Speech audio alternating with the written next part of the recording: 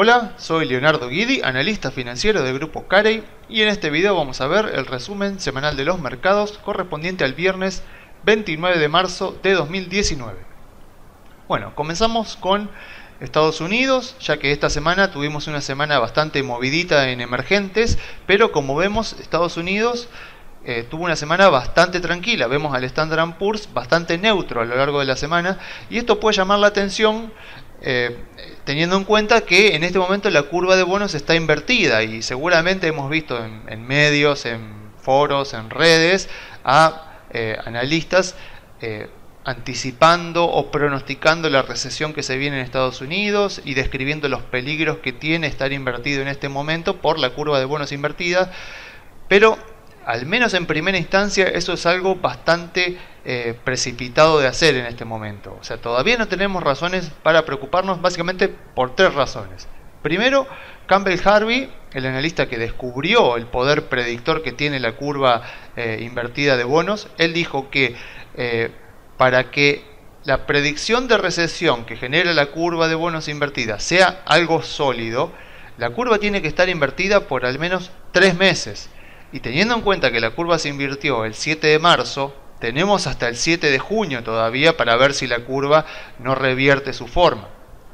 Pero además, incluso aunque lleguemos al 7 de junio y la curva sigue invertida, la predicción de recesión que hace la curva no es inmediata. O sea, si uno mira las otras ocasiones en las cuales la curva de bonos se invirtió, vemos que la curva predice una recesión con una anticipación de entre 12 a 24 meses. O sea, si la curva se invirtió el 7 de marzo, tengamos en cuenta de que de acontecer una recesión en el futuro lo hará dentro de 12 o 24 meses. Incluso en algunos casos ha tardado más. Entonces no es algo inmediato. Y por último, también si miramos las otras ocasiones en las cuales la curva se invirtió, vemos que la inversión de la curva anticipó momentos de muy buenos rendimientos para las acciones en el mercado. Esto obviamente puede parecer contraintuitivo, pero tiene su justificación. O sea, ¿qué pasa? Que al invertirse la curva de bonos, baja la tasa del bono del tesoro a 10 años. Y justamente esa tasa se utiliza como componente en la tasa de descuento que se utiliza para evaluar acciones en el mercado. Entonces, si me baja la tasa del bono a 10 años, a igualdad de condiciones, las acciones pasan a ser más atractivas. ¿Por qué? Porque ahora descuento con una tasa más baja y la empresa vale más, incluso en el caso de que su flujo de fondos esperado a futuro no cambie. Entonces, tengo un contexto más favorable para las acciones, un contexto de menor tasa de descuento y por lo tanto de mejores valuaciones, con lo cual las empresas cotizantes parecen más atractivas y eso genera mejores retornos en las acciones. Entonces los accionistas, los inversores se vuelcan de nuevo a las acciones. Entonces, ¿qué es lo que pasa? Generalmente, y uno puede decir, bueno, a ver, ¿qué ha pasado en otras ocasiones? Bueno, en este caso, por ejemplo, acá podemos ver la inversión de la curva que precedió a la crisis financiera de 2008. Fíjense, la curva se invirtió recién en agosto-septiembre de 2006 y fíjense lo que pasó en el Standard & Poor's. Llegó a récord histórico. Y recién, más de un año después, tuvimos la baja correspondiente a la recesión y a la crisis financiera. A ver, ¿pero por qué pasa esto? Bueno, porque imagínense, la Fed mantiene igual las tasas o incluso las baja por miedo a una recesión porque la curva de bonos se invirtió. ¿Eso qué provoca? Provoca mejores rendimientos en las acciones y nuevos récords históricos en las acciones en el mercado.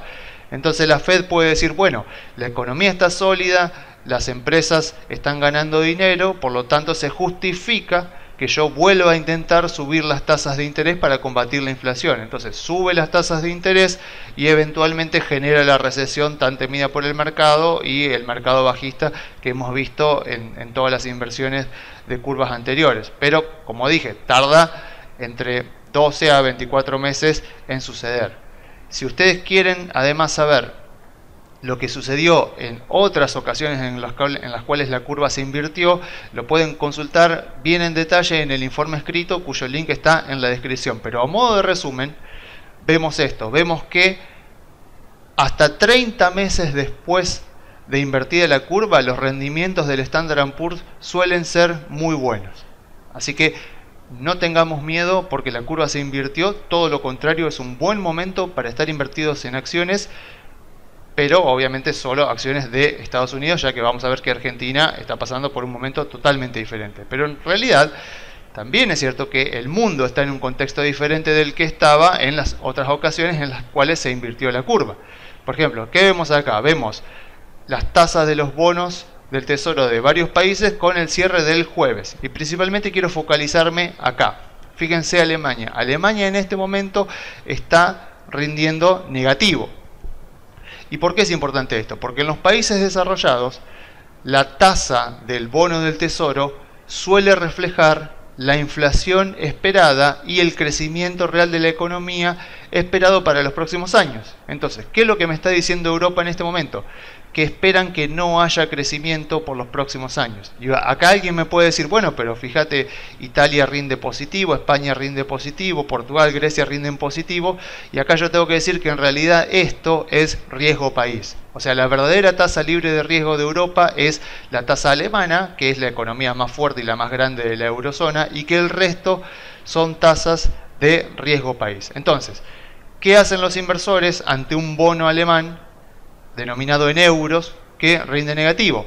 Se pasan a un bono equivalente estadounidense que rinde 2,39%. Entonces salen del euro y compran dólares para invertir en bonos. ¿Y eso qué provoca? Que el dólar se aprecie con respecto a todas las demás monedas del mundo, principalmente por supuesto la de los mercados emergentes, porque tienen economías más débiles y más volátiles, entre las cuales por supuesto está Turquía, está Brasil y está Argentina. Pero claro, Argentina, por su contexto actual, por su economía débil y su incertidumbre inherente, es más volátil que todos los demás. Entonces, ¿qué vemos en el Merval? Vemos a un Merval que esencialmente muestra volatilidad. Vemos al Merval en pesos rebotando en la media móvil de 200 ruedas y recuperándose, pero tengamos en cuenta que esto va a ser una persistencia durante los próximos meses. O sea, ¿qué vemos en el Merval? Que la prima de riesgo exigida a las empresas argentinas ha aumentado mucho durante el último mes.